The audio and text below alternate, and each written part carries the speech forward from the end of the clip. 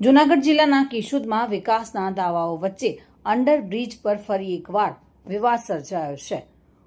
ફૂલ ઉનાળામાં પણ અંડરબ્રિજના સ્લેબમાંથી પાણી ટપકતા લોકોમાં રોષ ફાટી નીકળ્યો છે। ચોમાસામાં દર વર્ષે પાણી ભરાવાની સમસ્યા વચ્ચે હવે ઉનાળામાં જ લીકેજ દેખાતા લોકો તંત્ર સામે સવાલો ઉઠાવી રહ્યા છે। સ્થાનિકોનો આક્ષેપ છે કે 5 વર્ષ બાદ પણ અંડરબ્રિજનું કામ સંપૂર્ણ થયું નથી અને માત્ર દેખાવ માટે પેઇન્ટિંગ કરીને મૂળભૂત સમસ્યાઓને ઢાંકવાનો પ્રયાસ કરવામાં આવી રહ્યો છે। કેશોદ મીડિયાના માધ્યમથી આમ જનતાને વિનંતી કરવાની છે, કેમ કે સત્તાને તો કંઈ કહી શકાતું નથી।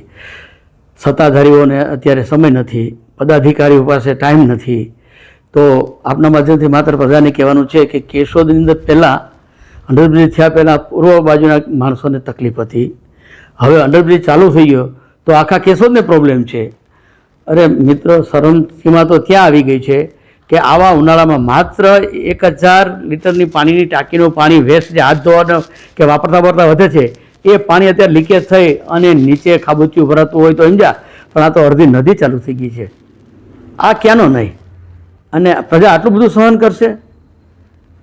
અને જુઓ તો અંડરબ્રિજ કરીને અત્યારે આ કેશોદ પૂર્વના માણસો તો અડધા તો 60% તો એમ જ ઘસાઈ ગયા છે, અને એમાંય આવા ઉનાળામાં અત્યારે કાંઈ નથી અને પાણી ટપકતું હોય તો કેટલું ખરાબ।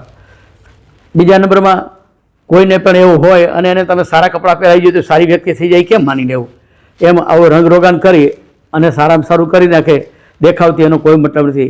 આ કાયમીનું છે, કાયમી માટેનું ઘરેણું છે અને કાયમી ઉપયોગની વસ્તુ છે। એને થોડુંક પ્રજા સાથે સરકાર સૌ સંકલન કરીને કાંઈક પણ સારું કામ કરે એવી દરેક નાના માણસોની તો અપેક્ષા હોય, પણ અત્યારે તો સારા માણસો। મધુર રાવલિયા સાથે bureau report, today Gujarati news.